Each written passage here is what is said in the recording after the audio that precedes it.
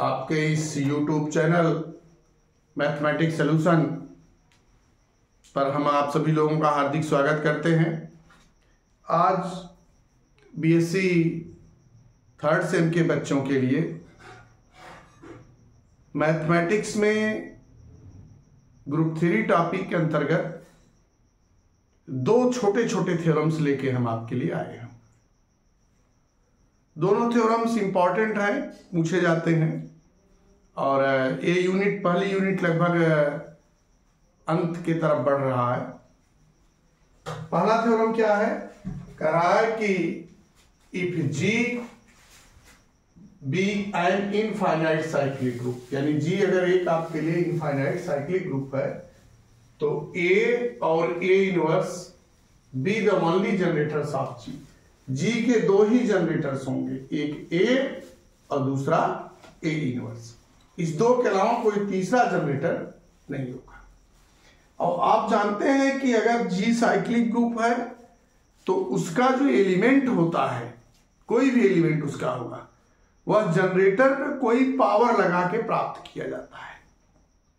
ये चीज आपको पिछले लेक्चर में हम समझा रहे हैं।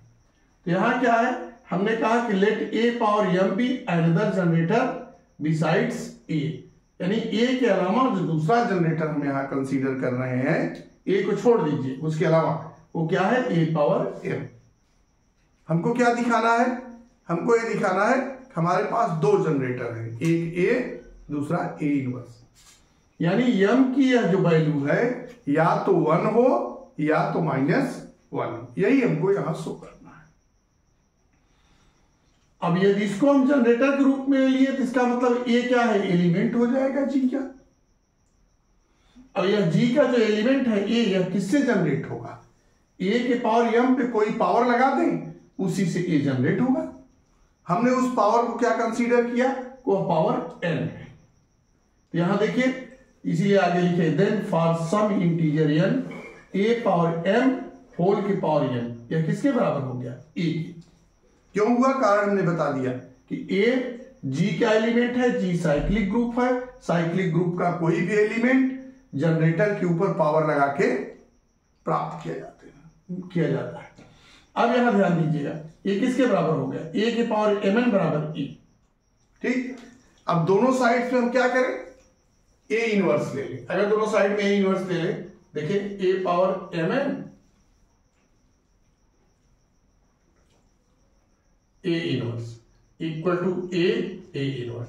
अब A इनवर्स किसके बराबर है? E के। और यह किसके बराबर हो गया?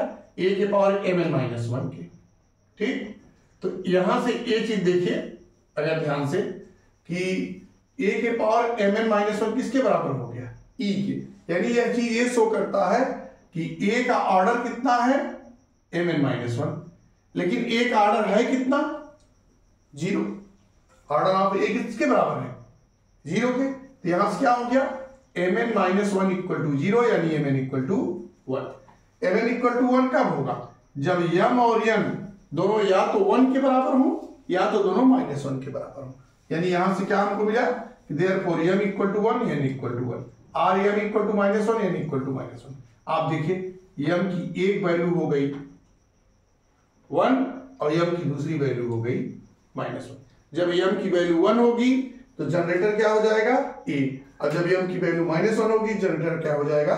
A inverse. इसीलिए यहां लिखा गया है hence A and A inverse be the only generators of G।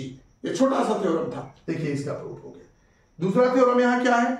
दूसरा यह है कि the elements A and A inverse of A group have the same order, कि किसी ग्रुप के अगर A और A इनवर्स दो एलिमेंट्स हैं, इनका ऑर्डर क्या होगा? सेम होगा। अब हमने क्या किया कि इनके दोनों के अलग अलग ऑर्डर माने कि let order of A equal to n and order of A inverse equal to m। हमको यही दिखाना है कि n इक्वल टू m। अब यहां देखिए, अगर A का ऑर्डर क्या है? n है, यानी A power n equal to E।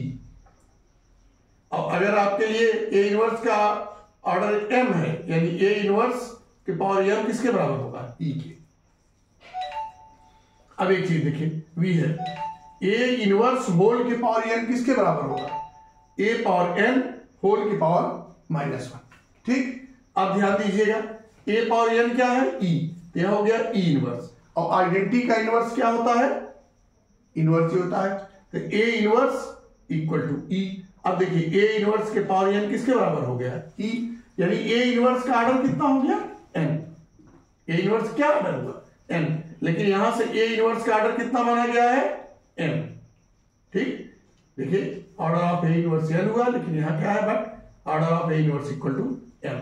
इसका मतलब क्या हुआ कि दोनों इक्वल है, यानी ऑर्डर ऑफ a इनवर्स यहां से n निकल रहा है, लेकिन हमने कंसीडर क्या किया है, m किया है, यानी m बराबर n। तो हम क्या कह सकते हैं, 10 n इक्वल टू m। और जब n इक्वल टू m हो गया, इसका मतलब क्या हो गया कि a का ऑर्डर और a इनवर्स का ऑर्डर, दोनों का ऑर्डर क्या है, सेम। ठीक, दोनों का ऑर्डर क्या है, सेम है, यही हम लिखे हैं यहाँ पे। Hence order of elements of a and a inverse of A group B same. यही थ्योरम था, 2-3 मिनट के थ्योरम थे, छोटे छोटे थ्योरम थे दोनों।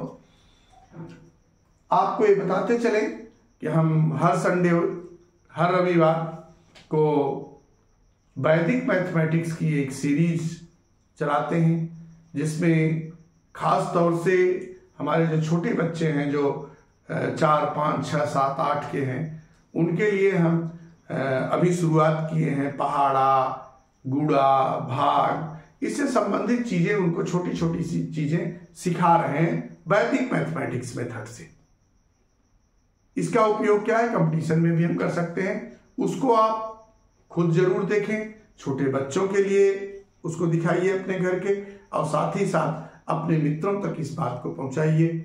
हमारे इस चैनल को सब्सक्राइब करिए, लाइक करिए, कमेंट करिए और अपने मित्रों में शेयर करिए। धन्यवाद।